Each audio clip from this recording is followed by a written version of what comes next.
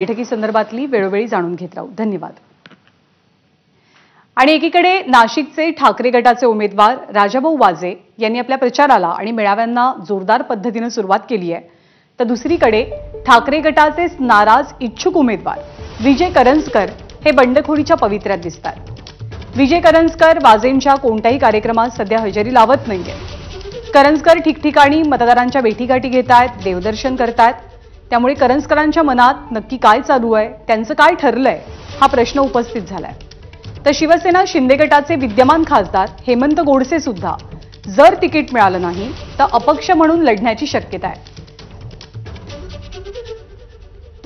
शिर्डी लोकसभा मतदारसंघ ठाकरे गटाकडे गेल्यामुळे काँग्रेस कार्यकर्त्यांमध्ये नाराजी आहे। काँग्रेसच्या इच्छुक उमेदवार उत्कर्ष रूपवते सुद्धा बंडखोरी करत वंचितकडून निवडणूक लढवण्याच्या तयारीत आहेत।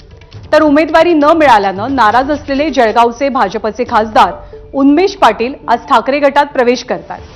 त्यामुळे महायुती आणि महाविकास आघाडीमध्ये बंडखोरीचं टेन्शन चांगलंच वाढलेलं दिसतंय। मुकुल कुलकर्णी आपल्याला अधिक माहिती देणार आहेत। मुकुल, खास करून उत्तर महाराष्ट्रामध्ये जळगाव असो किंवा नाशिक असो, बंडखोरीचं टेन्शन कसं वाढलंय?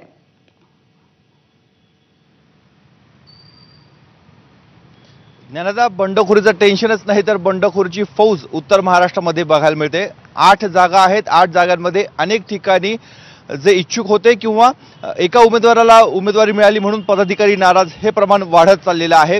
नाशिक लोकसभा मतदारसंघाचा जर विचार केला तर हेमंत गोडसे विद्यमान खासदार हे कमालीचे नाराज आहेत, अस्वस्थ आहेत आणि गेल्या काही दिवसांपासून ते वारंवार मुंबईचे दौरे देखील करत आहेत।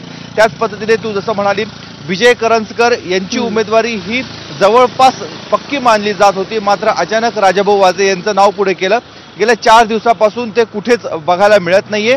उद्धव ठाकरे यांची त्यांना भेट घ्यायची आहे, मात्र 4 दिवसापासून त्यांची ती भेट देखील होत नाही। त्यामुळे त्यांच्यामध्ये देखील कमालीची अस्वस्थता आहे। उन्मेष पाटील हे उत्तर महाराष्ट्रातले म्हणा किंवा महाराष्ट्रातले पहिले असे खासदार आहेत जे भाजपचे खासदार आहेत, परंतु ते ठाकरे गटाला मिळालेले आहेत, ठाकरेंच्या गळाला लागलेले आहेत। दुपारी 12 वाजता त्यांचा प्रवेश हा होऊ शकतो। त्यामुळे उत्तर महाराष्ट्रामधनं भाजपला पहिलं खिंडार पडलंय का असा प्रश्न या निमित्ताने उपस्थित होत आहे। जे अहमदनगर लोकसभा मतदारसंघ होता तिथे नाराजी होती, राम शिंदे यांची नाराजी होती। ती नाराजी काही प्रमाणामध्ये मिटवण्यामध्ये पक्षश्रेष्ठींना यश आलेले आहे। त्यामुळे तिथे सुजय विखे पाटील यांचा धोका थोडाफार कमी झालेला आहे। परंतु दुसराच शिर्डी लोकसभा मतदारसंघ, तिथे भाऊसाहेब वागचौरे यांना उबाटा गटाकडनं उमेदवारी मिळालेली आहे, परंतु काँग्रेसच्या उत्कर्ष रूपवते यांनी कमालीची नाराजी व्यक्त केलेली आहे आणि त्या बंडखोरीच्या देखील तयारीमध्ये आहे। रावेर लोकसभा मतदारसंघामध्ये अशीच परिस्थिती आहे। तिथे एक उमेदवार असा चेहरा समोर येत नाही, मात्र भाजपमध्ये कमालीची नाराजी, अस्वस्थता आहे।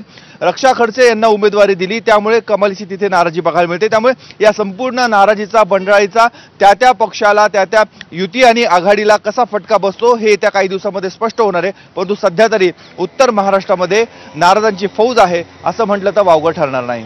बरोबर। आणि प्रत्येक पक्ष आपल्या नाराजांना शांत कसं करता आहे हे पाहणं सुद्धा खूप इंटरेस्टिंग असेल। धन्यवाद मुकुल या सगळ्या माहितीबद्दल। आणि इकडे वर्धा लोकसभा मतदार